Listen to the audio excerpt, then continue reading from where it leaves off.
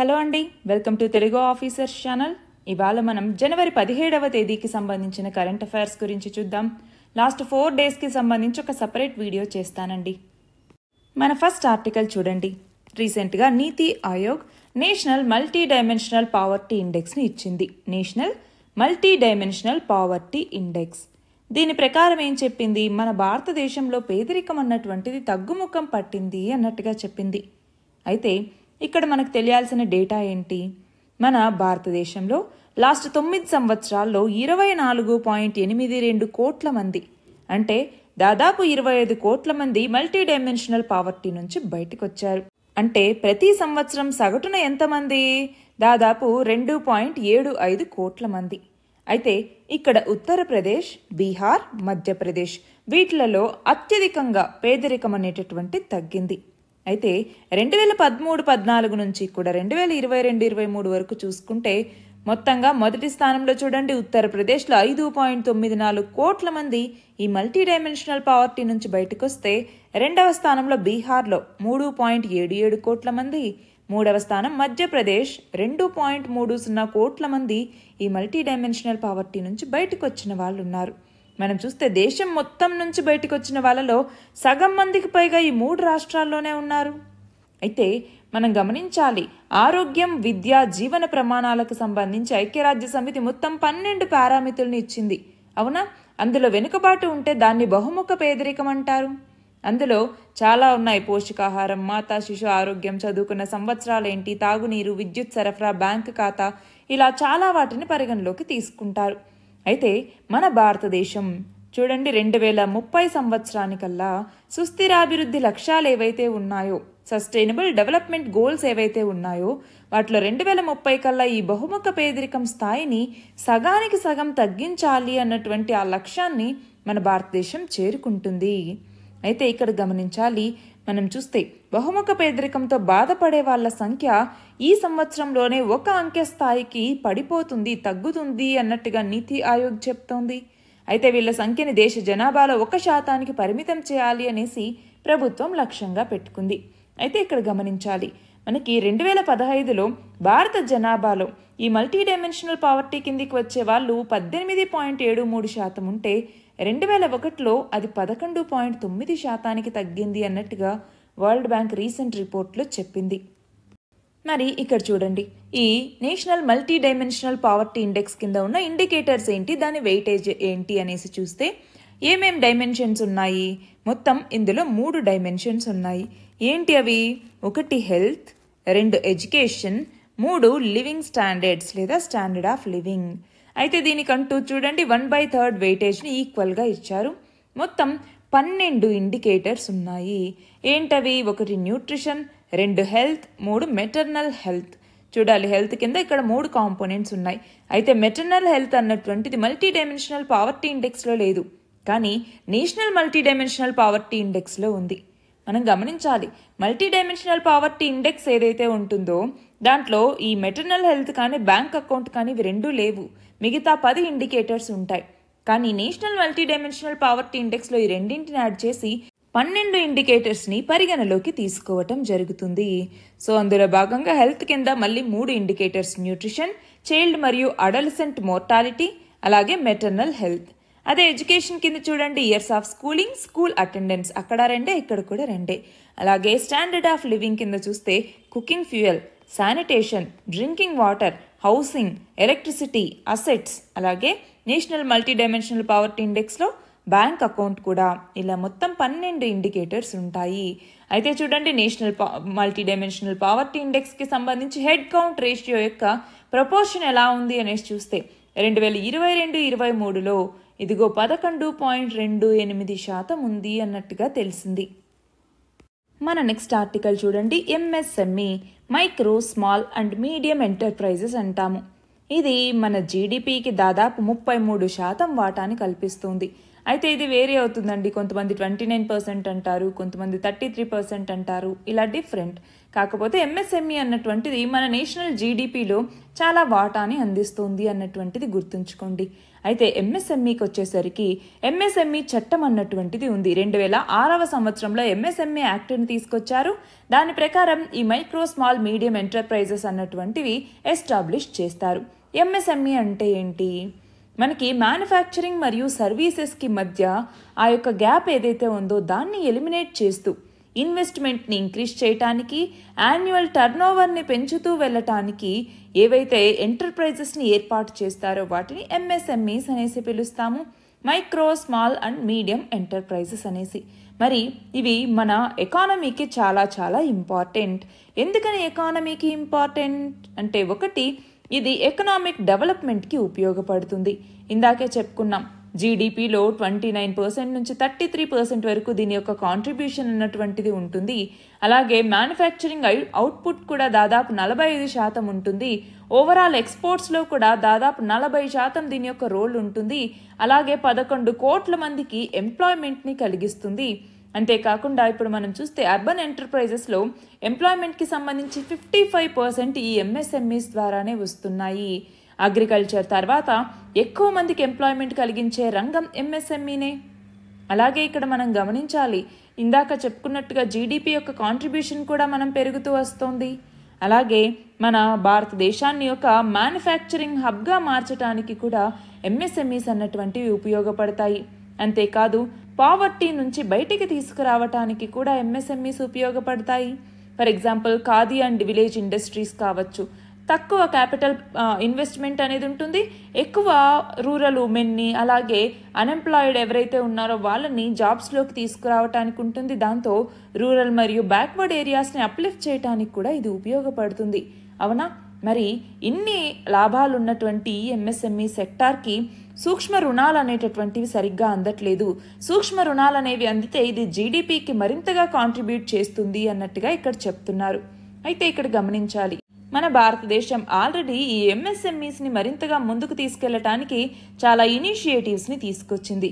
అందులో భాగంగా ఒకటి ఉద్యమ్ పోర్టల్ అన్నటువంటిది, అలాగే ఎంఎస్ఎంఈ సమాధాన్ అన్నటువంటిది, అలాగే క్రెడిట్ లింక్డ్ సబ్సిడీ స్కీమ్ అన్నటువంటిది కావచ్చు, అలాగే ఆస్పైర్ అన్నటువంటి స్కీమ్ కావచ్చు. ఆస్పైర్ అంటే ఏంటి? A scheme for promoting innovation, rural industry and entrepreneurship అంటాము. అలాగే మనకి స్ఫూర్తి అన్నటువంటి ఇంకొక స్కీమ్ ఉంది. స్ఫూర్తి అంటే ఏంటి? Scheme of fund for regeneration of traditional industries అంటాము. అలాగే ఇంకా ఏమేమి ఉన్నాయి? ఇంట్రెస్ట్ సబ్వెన్షన్ స్కీమ్ అన్నటువంటిది ఉంది. Micro and small enterprises cluster development programme, MSECDP అంటాం. ఈ ఎంఎస్సిసిడిపి ప్రోగ్రామ్ అన్నటువంటిది ఉంది. ఇవన్నీ కూడా ఈ ఎంఎస్ఎంఈస్ని ప్రమోట్ చేయడానికి తీసుకొచ్చినటువంటి ఇనిషియేటివ్సే. జెడ్ సర్టిఫికేషన్ స్కీమ్ అంటాం, zero defect zero effect scheme అనేసి. సో వీటన్నిటికి సంబంధించి ఎంఎస్ఎంఈ అనేది మనకి చాలా ఇంపార్టెంట్ అండి. ఎగ్జామ్లో అడగచ్చు. మనకి ఎంఎస్ఎంఈ గురించి ఒక 4 పాయింట్స్ ఇచ్చేసి వీటిలో ఎంఎస్ఎంఈస్ గురించి ఏది కరెక్ట్ అనేసి అడగచ్చు.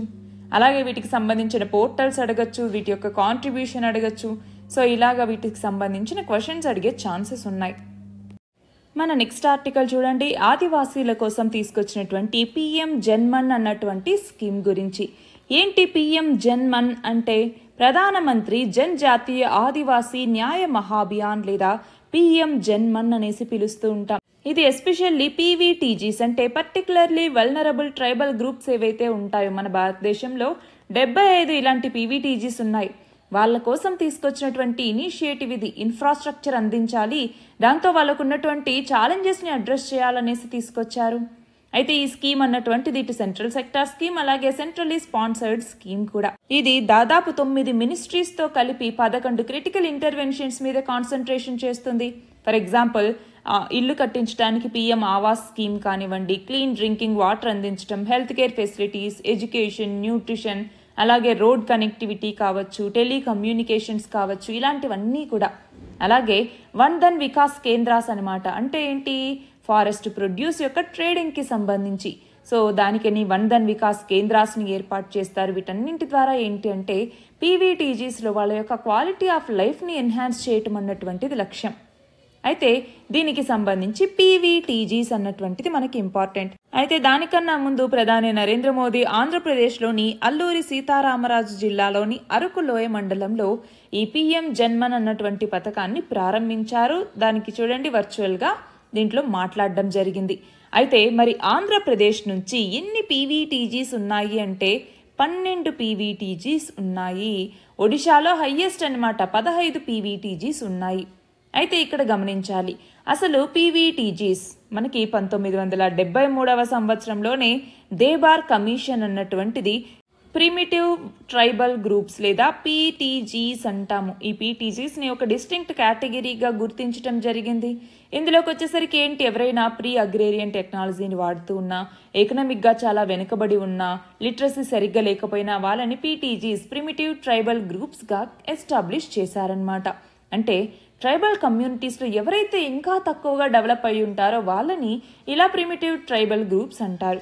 అయితే 2006 సంవత్సరంలో ఈ పీటీజీస్ని కాస్త పీవీటీజీస్ అంటే పర్టికులర్లీ వల్నరబుల్ ట్రైబల్ గ్రూప్స్గా మార్చారు. అలా మన దేశంలో 18 రాష్ట్రాలు మరియు యూనియన్ టెరిటరీస్లో 75 పీవీటీజీ కమ్యూనిటీస్ని గుర్తించారు. అయితే అండమాన్లో 4 అంటే మొత్తం 4 ట్రైబల్ గ్రూప్స్ ఉంటే 4 ట్రైబల్ గ్రూప్స్ని, అలాగే నికోబార్ ఐలాండ్స్లోకి వచ్చేసరికి ఒక ట్రైబల్ గ్రూప్ని పీవీటీజీస్గా రికగ్నైజ్ చేశారు. అయితే వీళ్ళకి సంబంధించి క్వశ్చన్ ఆల్రెడీ 2019లో అడిగారండి, పీవీటీజీస్కి సంబంధించి ఏది మనకి కరెక్ట్ అనేసి. ఫర్ ఎగ్జాంపుల్ ఈ పీవీటీజీస్ 18 రాష్ట్రాలు యూనియన్ టెరిటరీస్లో ఉన్నారు అని అడిగారనుకోండి, కరెక్టే. కానీ ఒక యూనియన్ టెరిటరీలో ఉన్నారు అనేసి అడిగారు, అది తప్పు. అలాగే 95 పీవీటీజీస్ని నోటిఫై చేశారన్నారు, తప్పు. అలాగే ఈ పీవీటీజీస్ని కూడా ఒక్కసారి గుర్తుపెట్టుకోవాలి, ఏ ట్రైబ్స్ పీవీటీజీస్కి వస్తాయి అని కూడా అడగచ్చు. అలాగే పీవీటీజీ స్టేటస్ని డిటర్మైన్ చేయడానికి ఏ క్రైటీరియా అన్నటువంటిది ఉంటుంది అని కూడా అడగచ్చు. సో ఒక్కసారి డీటెయిల్డ్గా దీని గురించి చదువుకోవాలి. నెక్స్ట్ చూడండి, ఇక నుంచి సిమ్, ఇంటర్నెట్ ఇవి లేకుండానే మొబైల్లో టీవీ కార్యక్రమాలు ప్రసారం అయ్యేలాగా ఒక టెక్నాలజీని కేంద్ర ప్రభుత్వం అందుబాటులోకి తీసుకురాబోతోంది. త్వరలోనే 19 నగరాల్లో ఈ సేవల్ని ప్రారంభించబోతోంది. ఇది ఏంటి అంటే D2M అంటాం, అంటే డైరెక్ట్ టు మొబైల్ అన్నటువంటి టెక్నాలజీ ద్వారా ఇది పనిచేస్తుంది. నెక్స్ట్ చూడండి, భారతదేశంలో ప్రపంచంలోని అతిపెద్ద ధాన్యాగారాన్ని ఏర్పాటు చేయబోతూ ఉన్నారు. దీనికి సంబంధించి మినిస్ట్రీ ఆఫ్ కోఆపరేషన్, కేంద్ర సహకార మంత్రిత్వ శాఖ ఆధ్వర్యంలో సహకార సంస్థలతో ప్రభుత్వం ఒప్పందం చేసుకోబోతోంది. దీని ద్వారా ప్రాథమిక వ్యవసాయ సహకార పరపతి సంఘాలు లేదా ప్రైమరీ అగ్రికల్చరల్ క్రెడిట్ సొసైటీస్ లేదా ప్యాక్స్ అంటాం, వీటిలో నిర్మించిన గోదాముల్ని అంటే గోడౌన్స్ని జాతీయ ఆహార ధాన్యాల సరఫరా గొలుసుతో అనుసంధానించబోతూ ఉన్నారు. మనకి ప్రస్తుతం దేశంలో 300 మిలియన్ టన్నుల ఆహార ధాన్యాలు ఉత్పత్తి అవుతుంటే మన నిల్వ సామర్థ్యం కేవలం 145 మిలియన్ టన్నులు మాత్రమే. దానివల్ల చాలా ఆహార ధాన్యాలు అనేవి వృధా అవుతున్నాయన్నట్టుగా. రాబోయే 5 ఏళ్లలో ఈ నిల్వ సామర్థ్యాన్ని 215 మిలియన్ టన్నులకి పెంచాలి అన్నట్టుగా కేంద్రం లక్ష్యంగా పెట్టుకుంది. దానికోసమే ఇలా ప్రపంచంలోనే అతిపెద్ద ధాన్యాగారాన్ని నెలకొల్పబోతున్నారు. మన నెక్స్ట్ ఆర్టికల్ చూడండి, నాసిన్ అంటే ఏంటి, national academy of customs, indirect taxes and narcotics అంటాము. దీనిని రీసెంట్గా ఆంధ్రప్రదేశ్లో ఉన్నటువంటి ఏపీలోని సత్యసాయి జిల్లాలో కొత్తగా ఈ నాసిన్ని ఏర్పాటు చేయటం జరిగింది, సత్యసాయి డిస్ట్రిక్ట్లో అన్నమాట. అయితే ఇక్కడ ఏంటి, కొత్త క్యాంపస్ని ఇక్కడ ఇనాగ్రేట్ చేశారు. దాదాపు 500 ఎకరాలకు పైగా ఇక్కడ ఉందన్నమాట. ఇక్కడ ఏంటి అంటే ఐఆర్ఎస్, ఇండియన్ రెవెన్యూ సర్వీస్, అలాగే central allied services, state governments, అలాగే కొన్ని పార్ట్నర్ నేషన్స్కి సంబంధించి ఆ అఫీషియల్స్ ఎవరైతే ఉంటారో వాళ్ళకి ఇక్కడ ట్రైనింగ్ ఇస్తారనమాట. అంటే వరల్డ్ క్లాస్ ట్రైనింగ్ ఇన్స్టిట్యూట్ని ఇక్కడ నెలకొల్పటం జరిగింది. అయితే ఆంధ్రప్రదేశ్ రీఆర్గనైజేషన్ యాక్ట్ 2014లో భాగంగా మనకి ఎగ్జామ్లో అడగచ్చు, దేని ప్రకారం దీన్ని ఏర్పాటు చేశారు అనేసి. ఆంధ్రప్రదేశ్ రీఆర్గనైజేషన్ యాక్ట్ 2014 పరంగా ఈ నాసిన్ని ఇక్కడ ఏర్పాటు చేయటం జరిగింది. దీనికి సంబంధించిన ఫౌండేషన్ స్టోన్ని 2015లోనే నెలకొల్పారు.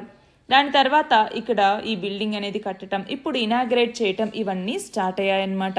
అంతేకాదు ఇక్కడ మోదీ మాట్లాడుతూ గతంలో పన్నుల విధానం అనేటటువంటిది అర్థమయ్యేది కాదు, కానీ జీఎస్టీని ప్రవేశపెట్టి పన్నుల వ్యవస్థని సులభతరం చేశాము. అలాగే ఆదాయ పన్నును సులభతరం చేయడంతో పన్ను చెల్లించే వాళ్ళ సంఖ్య అనేటటువంటిది పెరుగుతోంది అన్నట్టుగా ఇక్కడ చెప్పటం జరిగింది. సో ఈ నేపథ్యంలో ఒకసారి జీఎస్టీ గురించి చూసుకోవాలి. అలాగే ఆదాయపు పన్ను ఇన్కమ్ ట్యాక్స్ అన్నటువంటిది డైరెక్ట్ ట్యాక్సా లేదా ఇండైరెక్ట్ ట్యాక్సా? ఒకసారి దీని ఆన్సర్ని కమెంట్ సెక్షన్లో ఇవ్వండి. మన నెక్స్ట్ ఆర్టికల్ చూడండి. గుజరాత్లోని వాద్ నగర్లో క్రీస్తు పూర్వం 800 సంవత్సరం నాటి మానవ ఆవాస ఆనవాళ్ళు అనేవి బయటపడ్డాయి. రీసెంట్గా కొన్ని సంస్థలకు చెందినటువంటి పరిశోధకులు ఇక్కడ వాద్ నగర్ పురాతత్వ తవ్వకాల్ని పరిశీలించి దీన్ని నిర్ధారించారు. అంతేకాదు ఇక్కడ 3000 ఏళ్లకు పైగా వివిధ రాజ్యాల ఉత్థాన పతనాలనేవి సంభవించాయి. అనావృష్టి లాంటి ప్రకృతి వైపరీత్యాల వల్ల చూడండి మధ్య ఆసియా తెగలు పదే ఇక్కడ దాడులు చేశాయన్నట్టుగా వీళ్ళు చెప్పారు. అయితే ఇక్కడ తవ్వకాల్లో 7 సాంస్కృతిక దశలనేవి బయటపడ్డాయి. అవి ప్రాచీన బౌద్ధ దశ, మౌర్యన్ దశ, ఇండో గ్రీకులు, అలాగే శక క్షాత్రప దశ, అలాగే హిందూ సోలంకి, ఢిల్లీ సుల్తాన్ మొఘళ్ళు, గైక్వాడ్ బ్రిటిష్ వలస పాలన కాలానికి సంబంధించినటువంటి ఉన్నాయి. అంతేకాదు ఇక్కడ తవ్వకాల్లో పురాతన బౌద్ధరామ చిహ్నాలు, యవన అంటే గ్రీక్ రాజు అయినటువంటి అపోలోడాటస్ కాలం నాటి నాణేల ముద్రణ అచ్చులు ఇలాంటివన్నీ బయటపడ్డాయి. నట్టి పాత్రలు, ఇనుము, బంగారం, వెండి, రాగి వస్తువులు, పూసల గాజులు లాంటివన్నీ కనపడ్డాయి. అయితే భారతదేశంలో ప్రాచీన కాలం నుంచి ఇప్పటిదాకా మానవులు నివసిస్తున్న ఏకైక నగరం వాద్ నగరే అన్నట్టుగా తేలింది. అయితే ఇక్కడ హిస్టరీకి సంబంధించి దీనిని కరెంట్ అఫైర్స్లో పార్ట్గా అడిగే ఛాన్స్ అనేటటువంటిది ఉందన్నమాట. గమనించాలి. వాద్ నగర్ క్రీస్తు పూర్వం 1400 నుంచే అంటే హరప్పా నాగరికత మలిదశ నుంచే మానవ ఆవాసంగా నిలుస్తూ ఉండొచ్చు. అంతేకాదు హరప్పా లేదా సింధు నాగరికత కాలం నుంచే వాద్ నగర్ ఉనికిలో ఉందనేసి గనక నిర్ధారణ అయింది అంటే అప్పుడు భారతదేశంలో 5500 ఏళ్ల నాటి నుంచే మానవ నాగరికత అనేది ఉంది అనేసి లెక్క. కానీ ఇప్పటికైతే ఇది నిర్ధారణ అవ్వలేదు కాబట్టి మనం దీన్ని కన్క్లూడ్ చేయలేం. నెక్స్ట్ చూడండి. WHO వరల్డ్ హెల్త్ ఆర్గనైజేషన్ అన్నటువంటిది బయోలాజికల్ లిమిటెడ్ ఆవిష్కరించినటువంటి కోవిడ్ టీకా అయిన కార్బెవాక్స్, ఈ కార్బెవాక్స్కి అత్యవసర వినియోగ గుర్తింపు అనేటటువంటిది ఇచ్చింది. ఎమర్జెన్సీ యూజ్ లిస్టింగ్ అన్నటువంటిది ఇచ్చింది. ఇది ప్రోటీన్ సబ్ యూనిట్ ప్లాట్ఫామ్ మీద మన దేశంలో తయారైనటువంటి తొలి టీకా ఇది. ఈ కార్బోవాక్స్కి ఎప్పుడో DCGA అన్నటువంటిది అత్యవసర గుర్తింపు ఇచ్చింది. ఇది 18 ఏళ్లు నిండిన తర్వాత బూస్టర్ డోస్ కింద దీనికి ఇచ్చేందుకు అనుమతి అనేది ఉంది. అంతేకాదు భారత ప్రభుత్వానికి ఇప్పటికే 10 కోట్ల డోసుల కార్బోవాక్స్ టీకాని ఈ బయోలాజికల్ లిమిటెడ్ అన్నటువంటిది సరఫరా చేసింది. అంతేకాదు దీనిని మన భారతదేశం 12 నుంచి 14 ఏళ్ల పిల్లల కోసం వినియోగించారు. కానీ ఇలా ఇప్పుడు ప్రపంచ ఆరోగ్య సంస్థ గుర్తింపు రావటం వల్ల ఇలా ప్రోటీన్ సబ్ యూనిట్ ప్లాట్ఫామ్ మీద భవిష్యత్ అవసరాలకు తగినట్టుగా కోవిడ్ టీకాలను ఆవిష్కరించే అవకాశం కూడా ఇక్కడ దొరుకుతుంది. మరి ఇక్కడ మనం ప్రోటీన్ సబ్ యూనిట్ వ్యాక్సిన్ అనేసి ఇందాకటి నుంచి అంటూ ఉన్నాం, అవునా? ప్రోటీన్ సబ్ యూనిట్ వ్యాక్సిన్ అనేసి ఏంటి ప్రోటీన్ సబ్ యూనిట్ వ్యాక్సిన్ అంటే? మనకు ఆల్రెడీ తెలుసు COVID-19 అన్నటువంటిది స్పైక్ ప్రోటీన్ని కలిగి ఉంటుంది అనేసి, అవునా? ఆ స్పైక్ ప్రోటీన్ ఏదైతే ఉంటుందో ఆ స్పైక్ ప్రోటీన్ని ఇక్కడ వ్యాక్సిన్స్లో టార్గెట్గా చేస్తారనమాట. అందుకే ఇది ప్రోటీన్ సబ్ యూనిట్ వ్యాక్సిన్. ఇందులోకి వచ్చేసరికి COVID-19 స్పైక్ ప్రోటీన్కి సంబంధించి కొన్ని కాపీస్ని ఈ వ్యాక్సిన్ అన్నటువంటిది కలిగి ఉంటుంది. అది ఏం చేస్తుంది? ఆ ఎంటైర్ వైరస్ ఏదైతే ఉంటుందో దాన్ని మొత్తాన్ని కలిగి ఉండదు. కేవలం ఆ కొంచెం సబ్ యూనిట్ ఏదైతే ఉంటుందో స్పైక్ ప్రోటీన్ దానికి సంబంధించి అసలు హామ్ అనేటటువంటిది లేకుండా దాన్ని ఇనాక్టివేట్ చేసి దాన్ని ఇక్కడ పెడతారనమాట. అంటే ఈ వ్యాక్సిన్ వైరస్ పీసెస్ని కలిగి ఉంటుంది. అంతేకాదు అడ్జువెంట్ అని కూడా పిలుస్తూ ఉంటారనమాట. ఇందులో ఇంకొక ఇంగ్రీడియంట్ అడ్జువెంట్ అన్నటువంటిది. మరి ఇది ఎలా పనిచేస్తుంది అంటే వ్యాక్సిన్ వేసిన తర్వాత ఇక్కడ ఆ దగ్గరలో ఉన్నటువంటి ఆ సెల్స్ ఆ ప్రోటీన్స్ని పికప్ చేసుకుంటాయి. అప్పుడు ఇమ్యూన్ సిస్టమ్ ఏమవుతుంది? ఇదిగో ఈ ప్రోటీన్స్ మనవి కావే అన్నట్టుగా వాటిని రికగ్నైజ్ చేసి అవి యాంటీబాడీస్ని ప్రొడ్యూస్ చేస్తాయి. అవి యాక్టివేట్ అవుతాయి. దాంతో ఎప్పుడైనా ఫ్యూచర్లో ఇన్ఫెక్షన్ వచ్చినప్పుడు ఆ ఇమ్యూన్ సెల్స్ వాటికి అగెనెస్ట్గా ఫైట్ చేయటానికి అది ఉపయోగపడుతుంది. అలా ప్రోటీన్ సబ్ యూనిట్ వ్యాక్సిన్ అన్నటువంటిది పనిచేస్తుంది. నెక్స్ట్ చూడండి. కేంద్ర వాణిజ్య శాఖ states startup ranking 2022 నివేదికనిచ్చింది.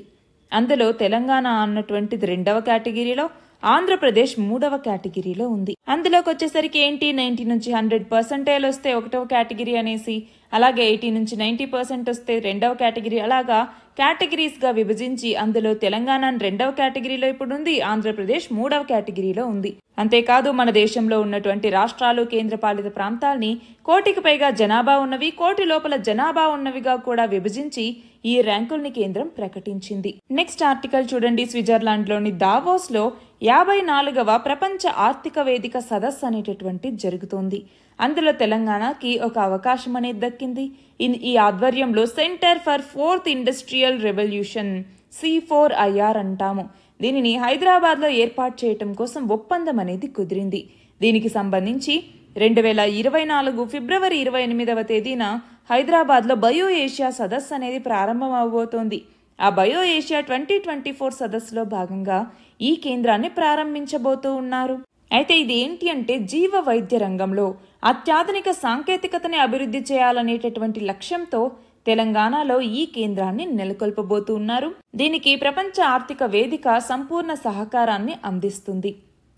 Next article చూడండి. IMD భారత వాతావరణ శాఖ 150వ వార్షికోత్సవం సందర్భంగా దేశంలో గ్రామీణ ప్రాంతాల్లో వాళ్ళందరికీ కూడా వాతావరణ సమాచారం అందించేందుకు హర్ మౌసం హర్ ఘర్ మౌసం అంటే ప్రతి ఒక్కళ్ళకి ప్రతి ఇంటికి వాతావరణ సమాచారం అనే పేరుతో ఒక కొత్త యాప్ని రూపొందించింది. దీనిని ఉపరాష్ట్రపతి విడుదల చేశారు కూడా. దీని ప్రకారం ఏంటి, ప్రతిరోజు అలాగే ఆ తర్వాత వచ్చే 5 రోజులకి సంబంధించి వాతావరణ వివరాలు దీని ద్వారా తెలుసుకోవచ్చు. ఇందులో ఇంగ్లీష్, హిందీ, తెలుగుతో పాటు 11 ప్రాంతీయ భాషల్లో సమాచారం అన్నటువంటిది అందిస్తారు. అంటే ఏంటి, తుఫాన్లు వస్తున్నాయి, వర్షాలకు సంబంధించినటువంటి సమాచారం అనేది ఇస్తారు. ఇవి ముందుగానే తెలియటం వల్ల ఏమవుతుంది, విత్తనాలు, నీటిపారుదల, ఎరువులు, పురుగు మందుల వినియోగం ఇలాంటి వాటికి ప్రణాళికలు రూపొందించుకోవటం అనేటటువంటిది సులువవుతుంది. దాని ద్వారా వ్యవసాయంలో నష్టాలు రాకుండా చూసుకోవచ్చు అన్నటువంటిది దీనికి ఉన్నటువంటి ఒక ప్రత్యేకత. నెక్స్ట్ చూడండి. ఫాస్టాగ్ అంటే ఏంటి, మనకి హైవేస్ మీద వెళ్తూ ఉన్నప్పుడు టోల్ గేట్స్ వచ్చినప్పుడు అక్కడ డైరెక్ట్గా అక్కడ ఒక 2 సెకండ్స్లో మనీ అన్నటువంటిది కట్ అవుతుంది, ఆ టోల్ అన్నటువంటిది, తర్వాత మనం వెళ్ళిపోతాం. అవునా, ఆ ఫాస్టాగ్కి సంబంధించి ఒకవేళ ఫాస్టాగ్ ఖాతాలో డబ్బు ఉన్నా కూడా KYC పూర్తి చేయకపోతే అప్పుడు ఆ ఫాస్టాగ్లని ఈ నెల 31 తర్వాత బ్యాంకులు డీయాక్టివేట్ చేస్తాయి లేదా బ్లాక్ చేస్తాయి అన్నట్టుగా జాతీయ రహదారుల ప్రాధికార సంస్థ ప్రకటించింది, NHAI అన్నటువంటిది. అంటే ఇక్కడ ఏమవుతుంది, కొంతమంది వాహనదారులు ఫాస్టాగ్లని వాహనం ముందు భాగంలో పెట్టకుండా ఇష్టం వచ్చినట్టుగా అతికిస్తూ ఉంటే టోల్ ప్లాజాల్లో ఆలస్యం అవుతుంది, ఇతర ప్రయాణికుల అసౌకర్యానికి కారణమవుతుంది. వాటన్నింటినీ సరి చేసుకోవాలి, KYC అన్నటువంటిది పూర్తి చేసుకోవాలి అన్నట్టుగా ఇక్కడ NHAI చెప్తోంది. మరి ఈ నేపథ్యంలో ఫాస్టాగ్ అన్నటువంటిది ఏ టెక్నాలజీ మీద ఆధారపడి పనిచేస్తుంది అనేసి మనల్ని అడగచ్చు. అప్పుడు RFID technology, radio frequency identification technology మీద ఆధారపడి ఫాస్టాగ్ అన్నటువంటిది పనిచేస్తుంది. నెక్స్ట్ చూడండి. మథురా షాహీ ఈద్గా కేసులో సర్వేకి సుప్రీంకోర్టు అన్నటువంటిది నిరాకరించింది. ఏంటి ఈ మథురా షాహీ ఈద్గా కేసు అన్నటువంటిది, ఉత్తరప్రదేశ్లోని మథురాలో శ్రీకృష్ణ జన్మభూమి వివాదం మీద కేసు అన్నటువంటిది ఉంది. అంటే ఏంటి, ఆ శ్రీకృష్ణ జన్మభూమి ఉన్నటువంటి ఆలయాన్ని తొలగించి ఆ ప్లేస్ లో షాహీ ఈద్గాన్ని నిర్మించారు. అక్కడ సర్వే చేపట్టండి, శాస్త్రీయ సర్వే అన్నట్టుగా అలహాబాద్ హైకోర్టుకి వెళ్తే అలహాబాద్ హైకోర్టు సర్వే చేపట్టమని చెప్పింది. కానీ ఆ సర్వేని సుప్రీంకోర్టు అన్నటువంటిది నిరాకరించింది. నెక్స్ట్ చూడండి. RBIకి డిప్యూటీ గవర్నర్ గా మైఖేల్ పాత్రా ఈయన యొక్క రీఅపాయింట్మెంట్ ని అపాయింట్మెంట్స్ కమిటీ ఆఫ్ క్యాబినెట్ అన్నటువంటిది అప్రూవ్ చేయటం జరిగింది. ఈయన 1 సంవత్సరం పాటు ఈ పదవిలో ఉంటారు. అంటే 2024 జనవరి 15వ తేదీ వరకు మైఖేల్ పాత్రా ఈ పదవిలో ఉంటారు. అయితే మొదటగా 2020 జనవరిలో RBI డిప్యూటీ గవర్నర్గా ఈయన అపాయింట్ అయ్యారు. ఇనిషియల్ గా 3 సంవత్సరాల కాలానికి అయ్యారు, మళ్ళీ ఇప్పుడు 1 సంవత్సరం ఎక్స్టెండ్ అయిందనమాట. నెక్స్ట్ చూడండి. ఫేమస్ ఉర్దూ పోయెట్ అయినటువంటి మునావర్ రానా ఈయన రీసెంట్ గా మరణించారు. అయితే ఇక్కడ గమనించాలి, ఈయన ఉర్దూ లిటరేచర్ మరియు పోయట్రీలో తన కాంట్రిబ్యూషన్ ని అందించారు. అది కూడా ఎస్పెషల్ గా గజల్స్ కి సంబంధించి. ఈయనకి 2014లో సాహిత్య అకాడమీ అవార్డు అన్నటువంటిది వచ్చింది ఆయన యొక్క బుక్ అయిన షాహదాబా అన్నటువంటి బుక్ కి. అలాగే అమీర్ ఖుస్రో అవార్డు అన్నటువంటిది వచ్చింది, గలీబ్ అవార్డు అన్నటువంటిది వచ్చింది, అలాగే మీర్ తాకి మీర్ అవార్డు అన్నటువంటిది వచ్చింది, డాక్టర్ జకీర్ హుస్సేన్ అవార్డు, ఇలాంటి చాలా అవార్డులను అందుకున్నటువంటి వ్యక్తి మునావర్ రానా. నెక్స్ట్ చూడండి, former director general of CISF central industrial security force ఎవరు? షీల్ వర్ధన్ సింగ్. ఈయన UPSCలో మెంబర్గా అపాయింట్ అయ్యారు. UPSC union public service commission, ఇందులో ఒక చైర్మన్ అలాగే మాక్సిమం 10 మెంబర్స్ ఇందులో ఉండొచ్చు. UPSC మెంబర్స్ యొక్క టర్మ్ ఎంత అంటే 6 సంవత్సరాలు లేదా 65 సంవత్సరాలు వచ్చేంత వరకు. అయితే UPSCకి ఫస్ట్ చైర్మన్ ఎవరు అంటే రాస్ బార్కర్. అయితే ప్రస్తుతం ఉన్న UPSC చైర్మన్ ఎవరు? మనోజ్ సోని. నెక్స్ట్ చూడండి, డెన్మార్క్కి రాజుగా ఫ్రెడరిక్ 10, ఆయన తల్లి స్థానంలో ఈయన రాజుగా రావటం జరిగింది. మనం చూస్తే క్వీన్ మార్గరెతే 2, ఈమె ఫస్ట్ డానిష్ మోనార్క్ అనమాట. వాలంటరీగా ఇప్పుడు ఈ థ్రోన్ని ఆమె వదులుకొని తన కొడుకు కోసం ఇచ్చేసింది. నెక్స్ట్ చూడండి, డేవిస్ కప్ 2023 విజేతగా ఏ జట్టు నిలిచింది అంటే ఇటలీ. 1976లో తొలి టైటిల్ నెగ్గిన తర్వాత మళ్ళీ ఇటలీ ఇన్ని సంవత్సరాలకు టైటిల్ని నెగ్గింది. అయితే ఇప్పుడు ఇక్కడ గమనించాలి, ఆస్ట్రేలియాని ఓడించి ఇటలీ ఇప్పుడు ఈ టైటిల్ని గెలుచుకుంది. నెక్స్ట్ చూడండి, ఇటీవల సుప్రీంకోర్టులో జరిగిన ఒక కేసు విచారణలో సైగల భాషతో వాదించి వార్తల్లో నిలిచిన మహిళా న్యాయవాది ఎవరు అంటే సారా సన్నీ. ఈమె కర్ణాటక బార్ కౌన్సిల్లో సభ్యురాలు. సైన్ లాంగ్వేజ్కి సంబంధించి ఈమె వాదనని ఇండియన్ సైన్ లాంగ్వేజ్ వ్యాఖ్యాత అయినటువంటి సౌరవ్ రామ్ చౌదరి ఈయన అనువదించటం జరిగింది. నెక్స్ట్ చూడండి, ఇటీవల వార్తల్లో వచ్చిన సిల్క్ యారా సొరంగం లేదా సిల్క్ యారా టన్నెల్ ఏ రాష్ట్రంలో ఉంది అంటే ఉత్తరాఖండ్. ఇక్కడ ఏమైంది, సిల్క్ యారా దందల్గావ్ మధ్య నిర్మించినటువంటి సొరంగం కూలిపోవటంతో అందులో 41 మంది కార్మికులు చిక్కుకుపోయారు. వాళ్ళని చాలా రోజుల తర్వాత బయటికి తీసుకొచ్చారు. చివరిగా చూడండి, ఆక్స్ఫామ్ నివేదిక ప్రకారం 2021లో దేశవ్యాప్తంగా ఎంత శాతం కుటుంబాల ఆదాయం తగ్గిపోయింది అంటే 84%. అయితే అదే సంవత్సరం అంటే 2021లో భారతీయ బిలియనీర్ల ఆస్తుల్లో 2 పైగా వృద్ధి కూడా నమోదైంది. ఇది మనం గమనించాల్సిన విషయం. ఇవి ఇవాల్టి important articles. All the very best and thank you very much.